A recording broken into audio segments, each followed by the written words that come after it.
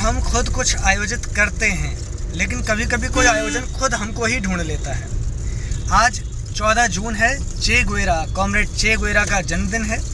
पिछले साल आज ही के दिन हम लोगों ने मथुरा में एक ब्लड डोनेशन कैंप आयोजित किया था और इस साल भी बड़ी हसरत थी कि ऐसा ही कुछ कर पाएँ, लेकिन किन्हीं परिस्थितियों से ये सब संभव हो नहीं पाया था।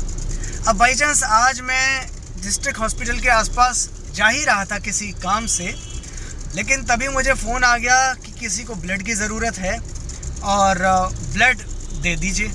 तो मैंने भी सोचा कि ये तो बढ़िया है कि अवसर खुद चलकर हमारे पास आ गया। हम ब्लड डोनेशन कैंप आयोजित करते उसकी बजाय खुद ही किसी को ब्लड की ज़रूरत होगी और ये मौका हमको मिल रहा है, तो मैंने ब्लड डोनेशन के लिए हाँ कर दी। लेकिन एक पेश था इसमें कि आज ही दोपहर 1 बजे से 4 बजे के बीच में मुझे कोविशील्ड वैक्सीन का डोज़ लगना है। तो मुझे कंफर्म नहीं था कि क्या ब्लड डोनेशन करने के बाद में इतना शॉर्ट पीरियड के अंदर कोई प्रॉब्लम तो नहीं होगी वैक्सीन लगवाने से। तो इसके लिए फिर मैंने कुछ डॉक्टर्स से बात की। एक मेरे साथी हैं नवमीत नव, तो उनको भी मैंने फ़ोन करके पूछा, वो डॉक्टर हैं। और उसके अलावा एक और मेरे मित्र हैं, यहीं सरकारी हॉस्पिटल में ही हैं, तो उनसे भी मैंने पूछा, डॉक्टर आलोक हैं, उनसे मैंने पूछा और उन्होंने भी कहा कि कोई प्रॉब्लम नहीं है। तो फ़िलहाल मैं ब्लड डोनेशन के लिए जा रहा हूं और उसके बाद फिर आगे जाऊंगा अपने वैक्सीनेशन के लिए।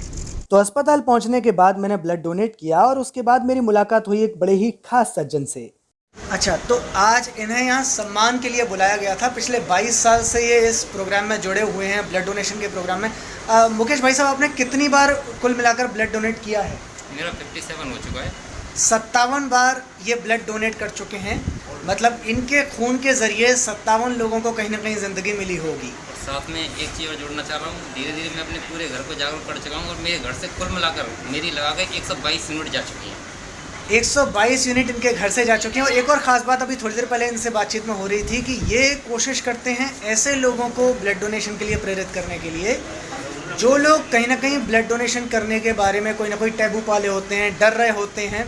तो इसके बारे में थोड़ा सा बताएं, किस तरह के लोगों से आमतौर पर आप इंटरेक्ट करते हैं? ये तो लोगों के मन में एक भय है कि ब्लड देने से कमजोरी आती है, ये होता है वो होता है।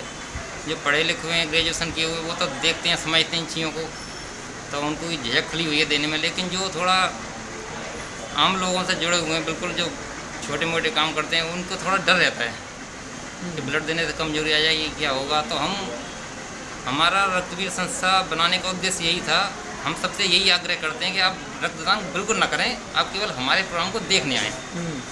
तो जब वो उन चीज़ों को जिनसे वो डरते हैं अब तक, जो देखते हैं नॉर्मली हंसी मजाक के माहौल में, कितने हल्के माहौल में रक्तदान किया जाता है, लिया जाता है, क्या प्रोसीजर होता है, तो खुद ही आके कह देते हैं कि भैया हमारा भी चेकअप करिए, हम खुद रक्तदान करना चाहेंगे।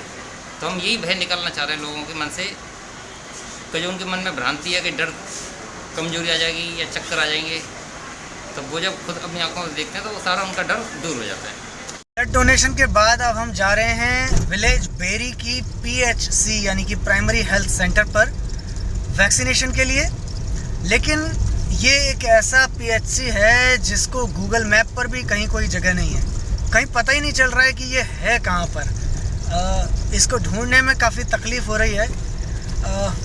कोशिश रहनी चाहिए गवर्नमेंट की कि जितने भी गवर्नमेंट हॉस्पिटल्स हैं, चाहे वे सब सेंटर्स हों, चाहे PHC हों, CHC हों या डिस्ट्रिक्ट हॉस्पिटल्स हों, उनको गूगल पर आसानी से ढूंढा जा सके, इसकी सुविधा होनी चाहिए। लेकिन फ़िलहाल ऐसी सुविधा नहीं है यहाँ पर। काफ़ी देर भटकने के बाद में हमको अस्पताल मिला। हालांकि इसकी स्थिति बहुत ठीक नहीं थी। वेटिंग एरिया में भी पंखा नहीं था, लाइट नहीं थी, इसलिए हम लोगों को भीषण गर्मी का सामना करते हुए काफ़ी समय इंतज़ार करना पड़ा अपनी बारी के लिए। वैक्सीनेशन भी हमारा कंप्लीट हो चुका है। हालांकि वैक्सीनेशन करने से पहले एक प्रॉब्लम थी कि 10 लोग जब तक ना हों यहाँ स्पॉट पर मौजूद, तब तक वैक्सीनेशन शुरू नहीं किया जाता है। कहा जा रहा है कि जो वायल है जिसमें दवाई है, जो वैक्सीन है, वो 10 डोजेज़ हैं उसमें। तो अगर 10 लोग नहीं होंगे और 4 या 5 लोग ही आए और बाकी लोग नहीं आए, तो वो दवाई बेकार हो जाएगी। इसलिए 10 लोग जब तक ना हो तब तक डोज़ नहीं लगाई जाती। तो हमें काफ़ी वेट करना पड़ा यहाँ पे। ये जगह भी हमें बहुत देर में जाकर मिली है लेकिन फ़िलहाल काम हो चुका है और अब हम अपने घर की तरफ जा रहे हैं।